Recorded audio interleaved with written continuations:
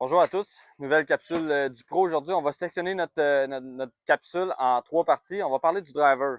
Donc, on va parler un petit peu de l'équipement. Pas en grosse partie, mais seulement avoir le bon équipement, ça peut vraiment nous aider quand on drive. On va faire une nouvelle section qui va empêcher la fameuse slice. Donc, c'est quoi la technique, le bon swing à faire pour éviter cette slice-là.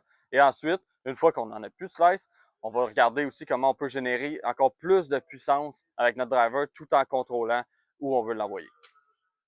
Au niveau de l'équipement, ce qui est important de savoir sur un driver, oui, il y a notre tête, mais il y a surtout le shaft de notre bâton. Ça, c'est le primordial, c'est ce qui est le plus important quand on choisit un bon driver. On voit souvent des gens qui se demandent est-ce que je devrais être régulier, est-ce que je devrais avoir un tige plus stiff, extra stiff même. Donc, comme vous pouvez voir présentement, la sorte de tige et votre rigidité de la tige dépend vraiment de votre vitesse de swing. Donc, si tu es quelqu'un qui swing plus lentement, ça donne rien d'aller chercher une tige stiff et extra stiff, se dire je la contrôle plus. On fait juste se nuire, on n'aura pas la puissance désirée, peut-être qu'on va frapper plus droite, mais notre balle n'aura pas de puissance parce que c'est important d'aller chercher notre flex dans le bâton. C'est ce qui va faire qu'on va frapper plus loin, mais c'est important aussi de si tu swings très très vite, si tu viens avec une tige régulière qui a trop de flex, là on va venir perdre notre balle.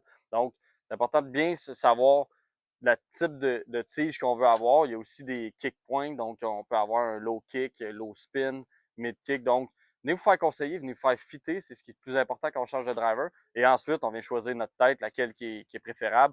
On a souvent des low spin ces temps-ci, avec une tête de driver qui a beaucoup moins de spin qu'on l'avoir, mais beaucoup plus difficile à frapper, moins permissif.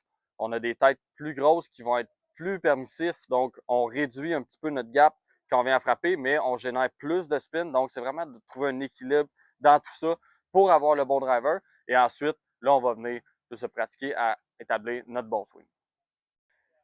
En résumé de tout ça pour l'équipement, ça peut sembler complexe, choisir le bon driver, la bonne tête de driver et la bonne tige. Mais venez vous faire fitter. Vous pouvez venir ici, on a des experts, on a la machinerie pour vous les faire essayer, on va vous assister là-dedans. Et on fait aussi venir toutes les compagnies de bâtons durant l'été. Donc, gardez un œil sur nos réseaux sociaux. Eux, ils arrivent avec tout leur équipement, la flotte, c'est des master fitters.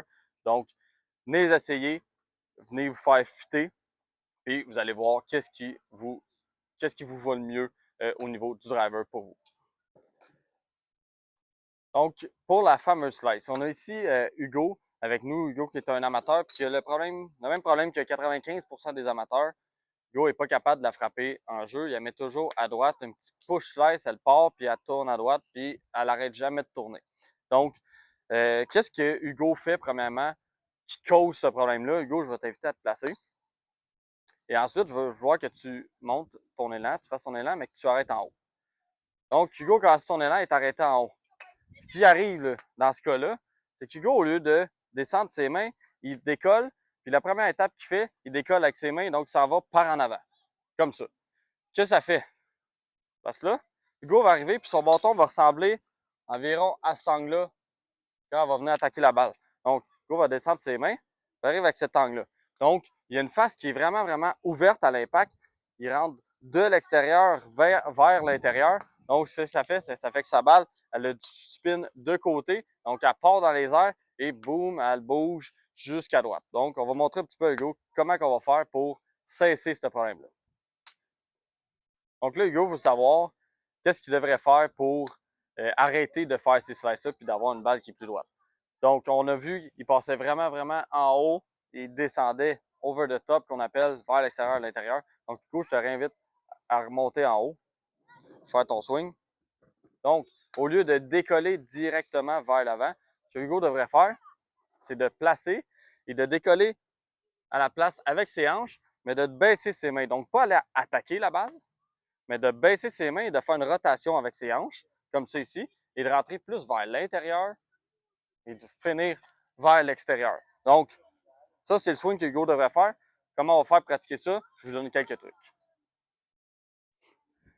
Donc, premier exercice qu'on pourrait faire, moi et Hugo, on s'est installé une tige d'alignement à travers notre ceinture, là, notre place pour installer notre ceinture avec nos pantalons. Nous, ce qu'on veut, présentement, Hugo, comment il swingait, là, ce qu'il décollait, partait, il n'y avait aucune rotation des hanches, c'est seulement avec ses bras. On décolle notre épaule de notre corps, on avance vers l'avant, puis on tourne avec nos bras, on fait une slice. Nous, ce qu'on veut, on veut faire une partie avec une rotation avec nos hanches en premier et laisser traîner nos mains derrière, et laisser notre tête de bâton derrière. Donc, on laisse traîner nos mains, notre tête reste en arrière et on continue notre élan.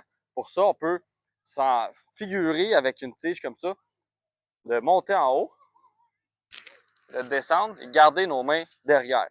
C'est difficile de faire derrière, c'est pas nécessaire. On peut l'amener le plus longtemps possible vers notre tige.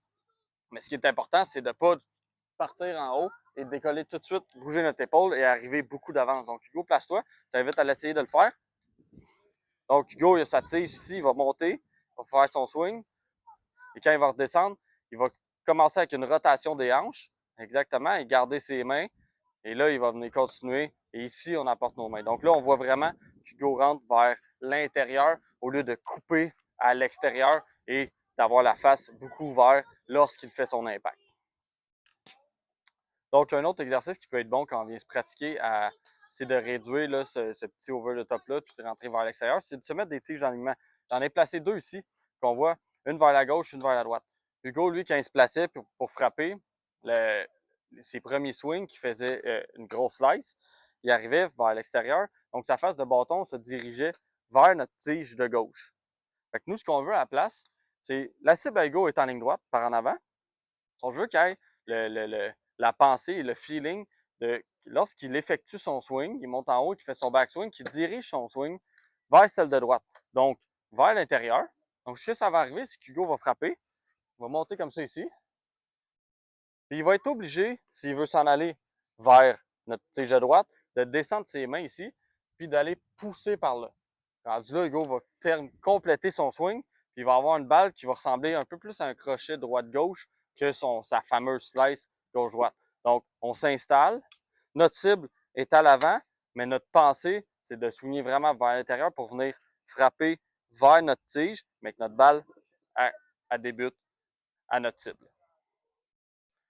Donc, dernier petit truc qu'on peut vous donner, que vous pouvez pratiquer à la maison, même pas besoin de bâton, pas besoin de rien, juste besoin d'avoir un petit peu d'espace puis un mur derrière vous. Ce qu'on va venir faire, on va faire comme si on faisait notre élan normal. Donc, on se place dos au mur, on fait notre élan ici, alors on monte. On est supposé avoir la main qui touche au mur, qui est collée. Et lorsqu'on décolle, on décolle avec nos hanches, faire une rotation, transfert de poids, mais on garde notre main qui glisse derrière le mur le plus longtemps possible et ensuite, on vient frapper.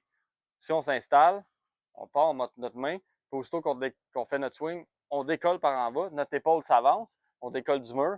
C'est sûr qu'on est, encore une fois, over the top et on vient faire une slice. Donc, on se réinstalle, on s'en vient au mur ici, on descend nos mains et ensuite, on s'en vient frapper.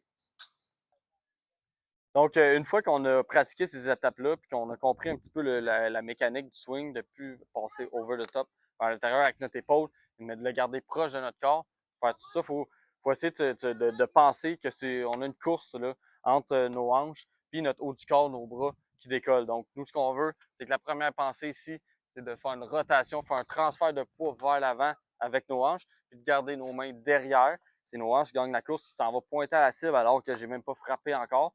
Et ensuite, je viens compléter mon swing. Donc, Hugo, t'es rendu bon. Montre-nous comment ça fonctionne.